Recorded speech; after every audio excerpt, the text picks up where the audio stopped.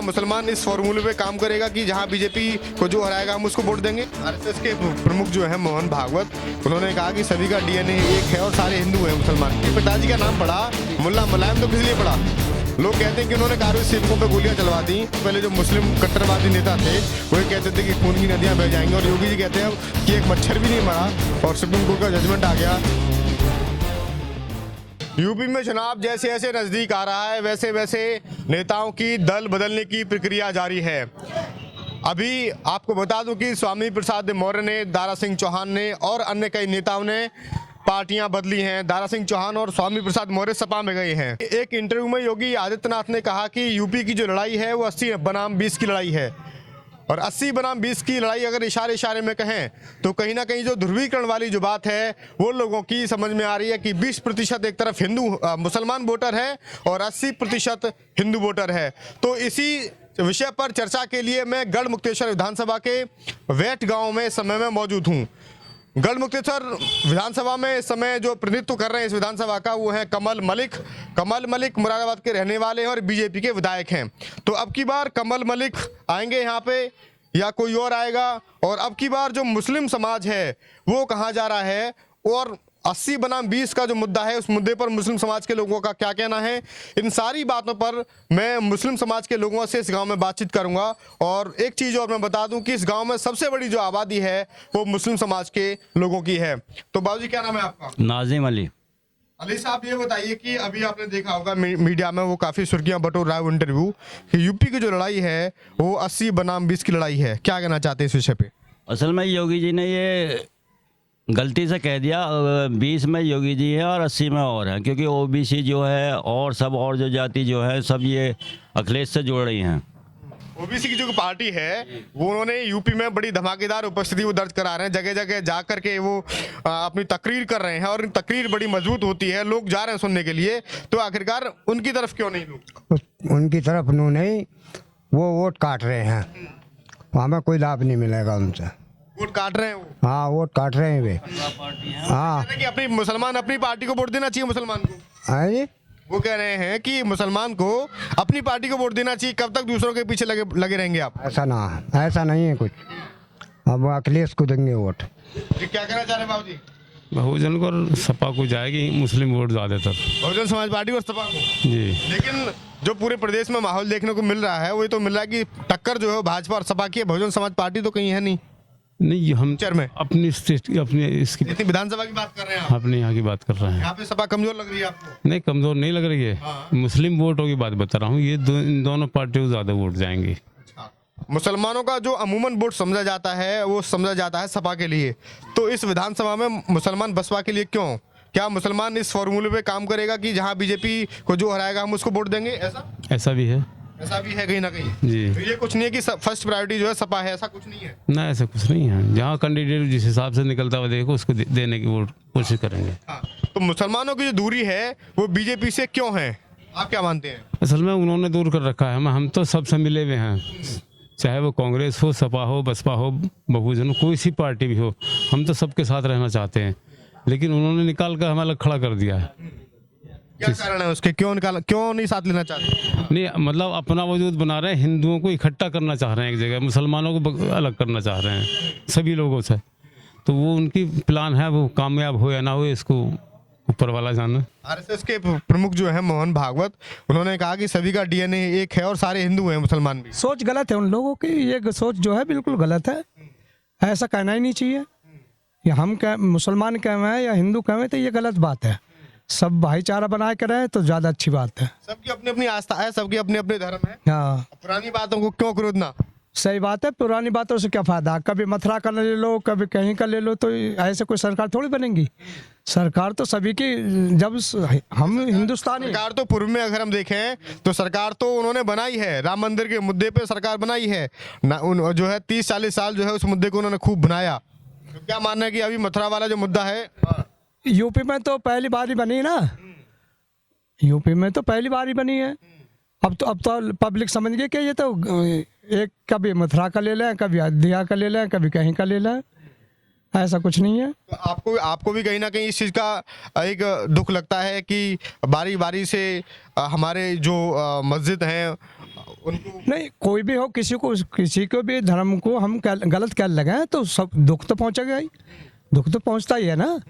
तुम मुझे कह लगो मुसलमान हो तो मुझे भी दुख पहुंचेगा, मैं तुम्हें कहूँगा तो तुम्हें भी दुख पहुंचेगा, दुख तो पहुंचता ही है। इस सरकार में आपको कैसा महसूस हुआ? 5 साल की सरकार हो गई है और दूसरी सरकार चुनने वाले हैं आप लोग, इस सरकार में क्या माहौल रहा पूरा ओवरऑल आप देखें मुसलमानों के अंदर? माहौल तो खैर यूँ है कि सही रहा है, माहौल में कोई कमी नहीं रही, माहौल ठीक रहा है, माहौल में कोई ऐसी बात नहीं है। योगी सरकार ने कोई अच्छा काम किया क्या 5 साल के दौरान? कुछ लगता है ये अच्छा क्या है, बस ये है कि किसी को गरीब आदमी को तो बस परेशानी ही परेशानी है भाई। हिले बंद हो गए, रोजगार बंद है, काम नहीं धाम नहीं कुछ नहीं, तो इससे जब ज़्यादा बड़ी परेशानी और कौन सी होगी।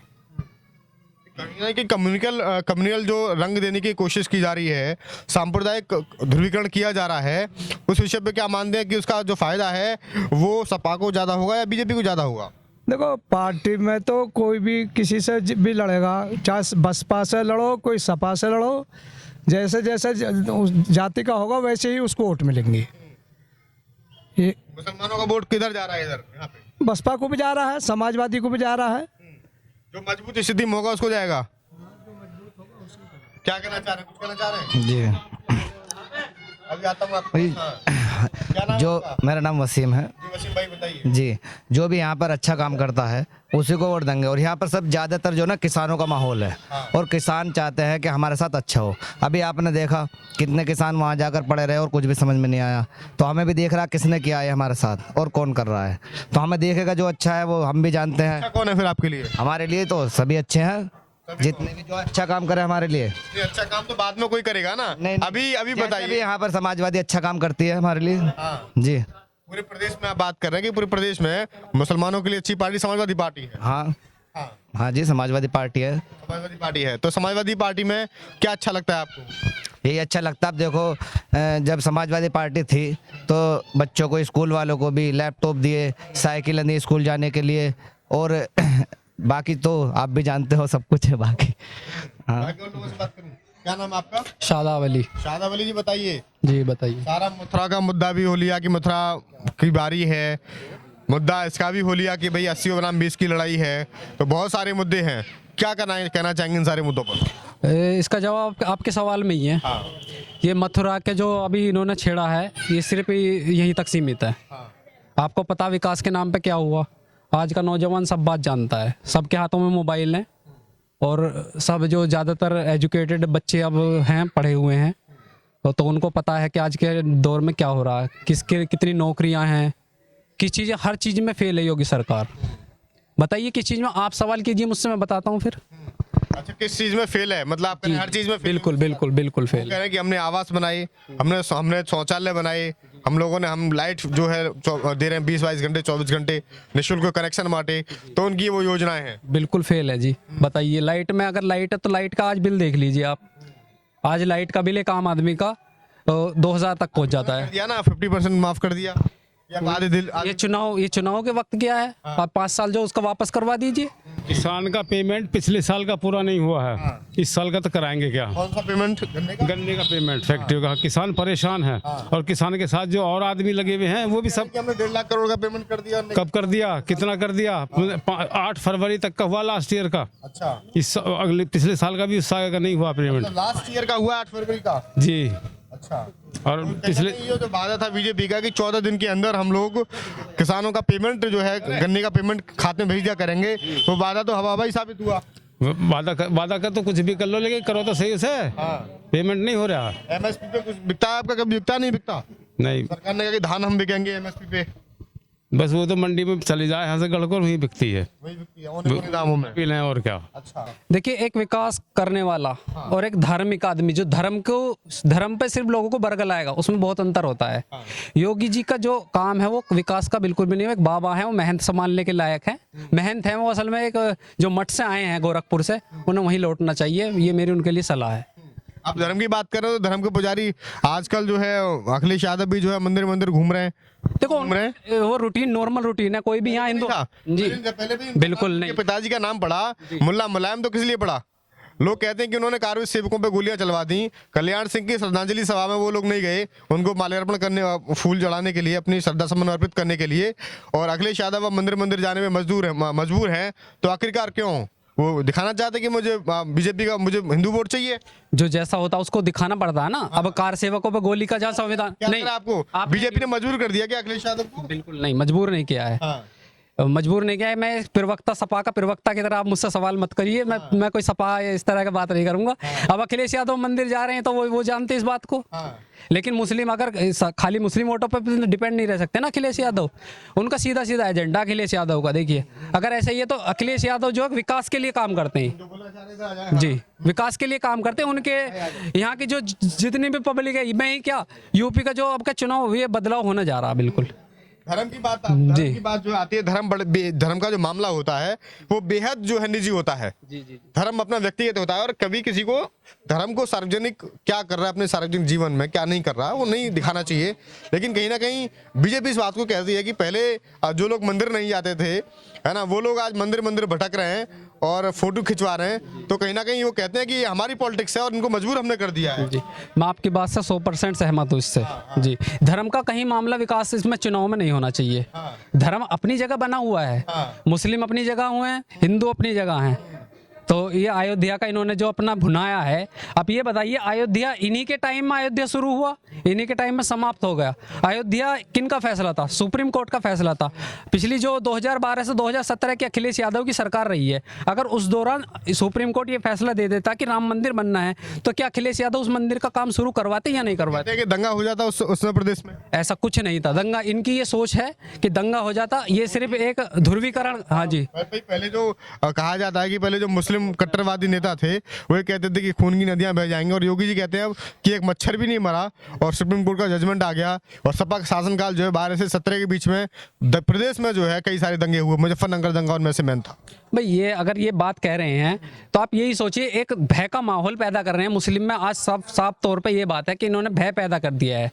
इनका जो इन्होंने पुलिस को इतना वो दिया, ठोको कि ठोको, इनका थाने जो उससे चल रहे ठोको बस। तो क्या मुसलमानों में है बाबूजी, सरकार में भय रहा है, डर रहा है कहीं ना कहीं? ऐसी तो कोई बात नहीं है, मगर ये है कि फिर भी दहशत है मुसलमान को। अच्छा, दहशत थोड़ी मतलब। हाँ जी, क्या कहना चाह रहे हैं इस मामले पे? मुसलमान कहीं डरा हुआ रहा है 5 साल के दौरान? ना, कोई डरावा तो खैर ना है, लेकिन फिर भी थोड़ी बहुत तो है। किस तरीके की है लगती है आपको? भाई ये जब पुलिस को छोड़ दे रखी है, कभी कुछ गलत बात निकल जाए तो पुलिस ज़्यादा वो करे, कोशिश करे पकड़ने धकड़ने की, तो इस वजह से मुसलमान चुप है। जब इतनी सारी आप नाखुश हैं सरकार से, दिक्कतें हुई, परेशानी हुई, तो की बार जो आपका मन है वो क्या है? भाई मेरा मन तो ये है, देखो सरकार के बारे में मैं कोई ज़्यादा डिसीजन तो ले नहीं सकता। यूँ समझिए कि जो है सब सांप हैं, कोई ज़्यादा जहरीला कोई कम जहरीला, तो बेहतर है कम जहरीले को जिता लिया जाए। कम जहरीला कौन है? कम जहरीला मतलब जो देखने में आया है इस सरकार में, ये है सब सरकारों से जो है ज़्यादा जहरीला निकला ये सांप। क्या नाम है आपका? गुरुमुख गुरुमुख जी। जी। अच्छा, क्या माहौल अब की बार क्या है आपके मन में? हमारे मन में तो जो पुराना वही आज है। पुराना कौन सा था? सपा। सपा। हाँ। अच्छा, आज बार बसपा क्यों नहीं? हमें यूँ नहीं कि हमें फायदा हुआ। वो एक विधायक ऐसा हमारे यहाँ के जो मरने में जिंदे में सब में आता है वो। तो तुम सपा कह रहे हो? तुम तो हाँ, समाजवादी पार्टी, समाज का ही तो है। विधायक तो वो है। हाँ, तो बदले जो विधायक इसका तो समाजवादी का। तुम्हारा विधायक तो इस समय बीजेपी का है, कमल मलिक ना, हमारा विधायक तो पीछे जो हार गया, मदन चौहान। मदन चौहान। अच्छा, सपा को मदन चौहान। जी हाँ, जी हाँ। बता दूं मदन चौहान यहाँ से दो बार विधायक रहे ना, 3 बार यहाँ से विधायक रहे हैं मदन चौहान, और सपा से रहे हैं, मंत्री भी रहे हैं आप सपा के, सपा की सरकार में। हाँ, क्या कहना चाह रहे हैं? मैं ये कहना चाह रहा हूँ सर, मेरा फैब्रिकेशन का काम है। अच्छा। और पिछले 4 साल से मैं बिल्कुल बेकार पड़ा हूँ। मेरी मिल से मौली मिल पर दुकान थी। लोहे पे इतनी महंगाई आ चुकी है कि लोहा बनवाने वाला कस्टमर रेट सुनता और भाग जाता। दुकान बंद करके गन्ने छोड़ रहा हूँ। और गन्नों में ये हाल है कि पिछली साल का पेमेंट नहीं हुआ। मतलब खर्चे से इतना परेशान है, बहुत ही ज़्यादा, बिल्कुल बेरोजगार कर चुका। चीज़ महंगी है, बहुत महंगाई कर दी है, बस बेरोजगार हैं। युवा हैं, समय बेरोजगार भी हैं, युवा भी हैं। और आपकी पसंद क्या है? समाजवादी पार्टी। जी, हमारी पसंद अखिलेश यादव है। अखिलेश यादव है। तो दूसरी तरफ आपके ओवैसी साहब भी हैं जो कि बड़ी बड़ी तकरीर कर रहे हैं और शानदार तकरीर कर रहे हैं। लोग जो है उनकी सभा में जा रहे हैं, उनको वोट क्यों नहीं ओवैसी साहब को? देखिए ओवैसी साहब का अभी गढ़ विधानसभा में कोई ऐसा विधायक भी नहीं है जो यहाँ पर आ रहा, कैंडिडेट भी नहीं है और यहाँ उनकी इतनी पहुँच नहीं है अभी फिलहाल। आप कुछ कहना चाह रहे हैं? अब की बार शिक्षा, रोजगार, महंगाई पे चुनाव होगा। जो इस पे काम करेगा उसको वोट दी जाएगी।